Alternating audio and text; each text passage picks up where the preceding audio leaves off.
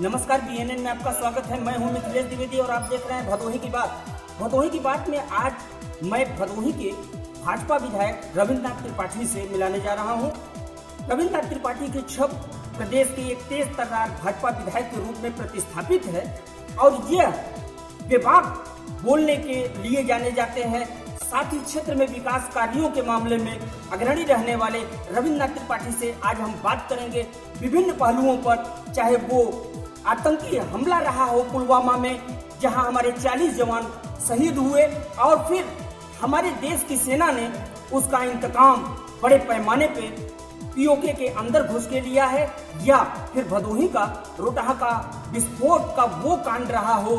जिससे समूचा भदोही नहीं बल्कि उत्तर प्रदेश दहल गया है। तो हम बात करते हैं भदोही के भाजपा विधायक रविन्द्रनाथ त्रिपाठी से। विधायक जी, ये जो पाकिस्तान के पीओके में हमारी सेनाओं ने सर्जिकल स्ट्राइक क्यों किया है, इस पर आप क्या कहेंगे?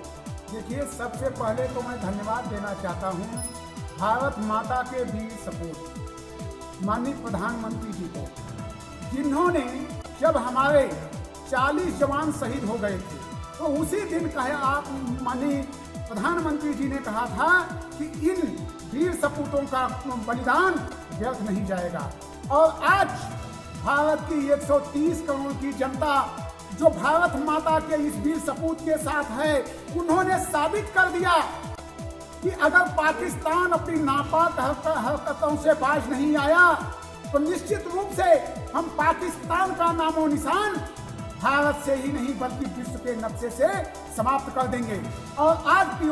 हमने कश्मीर पे केवल ये बातें करने का काम किया है पीओके पे, लेकिन आप सबको बताना चाहता हूं कि अगर पाकिस्तान ने इस तरह की हरकत को जारी रखा तो वह दिन भी दूर नहीं है जब भारत माता के इस वीर सपूत माननीय प्रधानमंत्री जी, जो भारत की 130 करोड़ की जनता है, अब वो 130 करोड़ की जनता चाहती है कि अगर पाकिस्तान हरकत करता है तो पाकिस्तान का नामो निशान भारत के नक्शे से मिटा दिया जाए और विश्व के नक्शे से भी वो भारत माने पाकिस्तान का नामो निशान मिट जाए। मैं बहुत बहुत धन्यवाद देना चाहता हूँ। और 130 करोड़ की जनता जो चाहती थी कि 1999 के बाद भारतीय जनता पार्टी के और भारत के पूर्व यशस्वी प्रधानमंत्री माननीय अटल बिहारी वाजपेयी ने 1999 में 80 किलोमीटर घुस करके घुसपैठियों को भगाने का काम किया था और भारत का सम्मान बढ़ाने का काम किया था। और जो कुछ भी बचा खुचा था, आज अटल बिहारी वाजपेयी जी जो हमारे पूर्व प्रधानमंत्री, उनके सपनों को भी अगर किसी ने साकार करने का काम किया है तो इस भारत माँ के वीर सपूत माननीय प्रधानमंत्री जी, आज मैं उनका नाम नहीं लेना चाहता हूं, इसलिए कि आज से वो इस भारत माँ के वीर सपूत हैं और 130 करोड़ के इस भारत के आबादी के वो जननायक हैं। मैं बहुत बहुत धन्यवाद देना चाहता हूं आप सभी लोगों को। निश्चित रूप से जिस तरह से आज हम लोगों ने अभी ज्ञानपुर में हजारों कार्यकर्ताओं ने जो पाकिस्तान में हमने लहू की होली खेला है, होली तो बाद में आने वाली है, लेकिन आज ही होली का जश्न हमारा पूरा भारतवर्ष मना रहा है। बहुत बहुत धन्यवाद। आपने दूसरा प्रश्न किया कि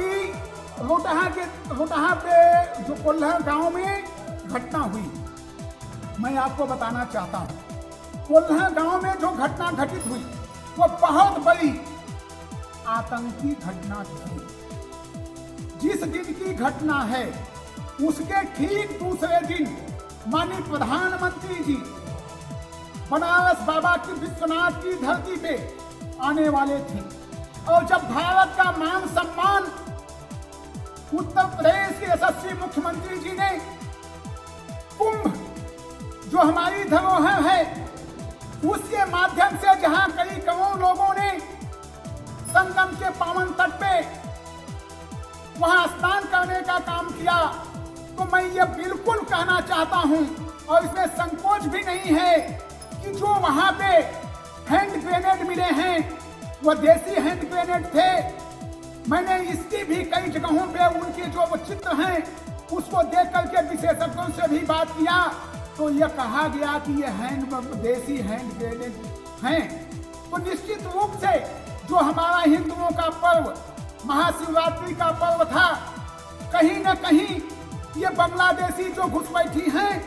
वो कहीं न कहीं ये बड़ी घटना को अंजाम देने का काम करते। लेकिन बाबा विश्वनाथ की कृपा से, माँ विंध्यवासिनी की कृपा से इस बड़ी घटना को होने से यह केवल बाबा विश्वनाथ की नगरी, माँ विंध्यवासिनी की नगरी पे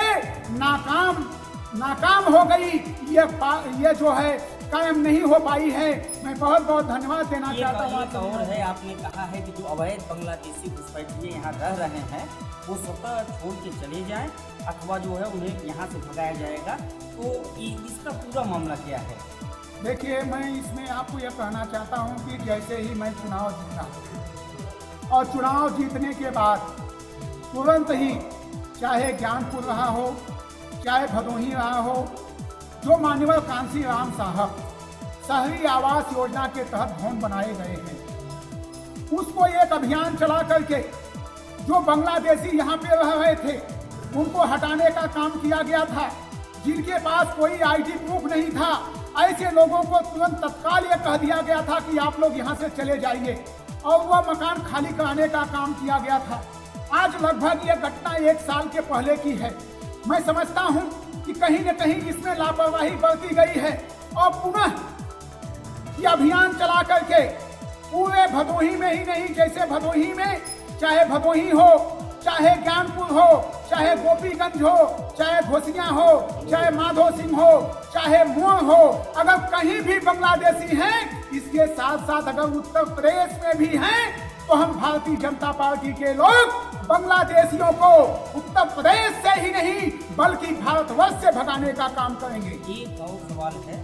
कि ये तो बांग्लादेशियों से संबंधित ये मामले रहे हैं, इसके अलावा भी जो देश की व्यवस्था है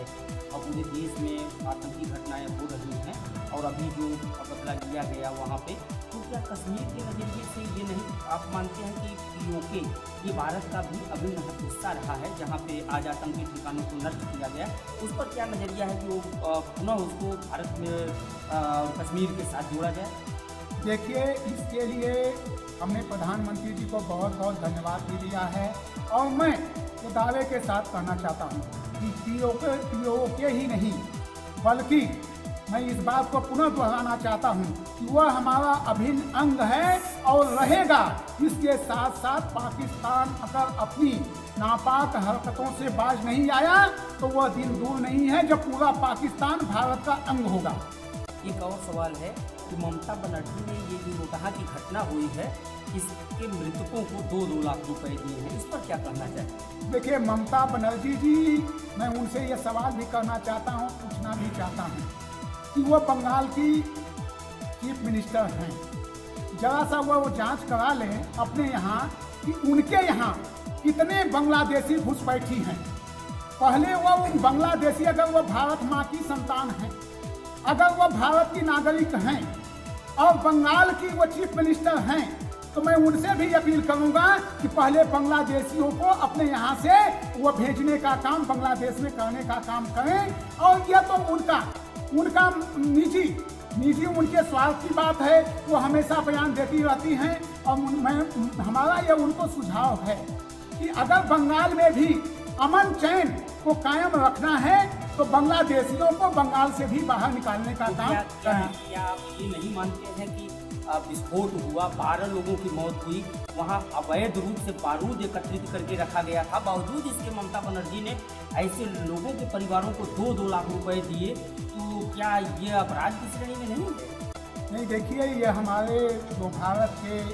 उच्च लोग हैं, इसमें चिंता करने की विषय है। उत्तर प्रदेश के सबसे मुख्यमंत्री माननीय योगी आदित्यनाथ जी महाराज जी इस पर चिंता कर रहे हैं, और महाराज जी से घटना के दिन ही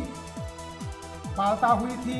और जिलाधिकारी से तुरंत वार्ता भी कराई गई थी, और निश्चित रूप से हमारे उत्तर प्रदेश के सबसे मुख्यमंत्री जी इस घटना को लेकर के बहुत ही गंभीर हैं, और निश्चित रूप से इसमें कोई न कोई बड़ी न बड़ी जो कार्रवाई हो रही है वह 1 हफ्ते के अंदर मैं समझता हूँ कि सारी बातें सब साफ हो जाएंगी, और इसमें क्या यह था क्या नहीं था, ये सारी बातें स्पष्ट हो जाएंगी। जी धन्यवाद। तो ये थे हमारे साथ भदोही के भाजपा विधायक जिन्होंने बहुत सारे मुद्दों पे हमसे बातचीत की। तो एक रोचक खबर के साथ हम फिर होंगे।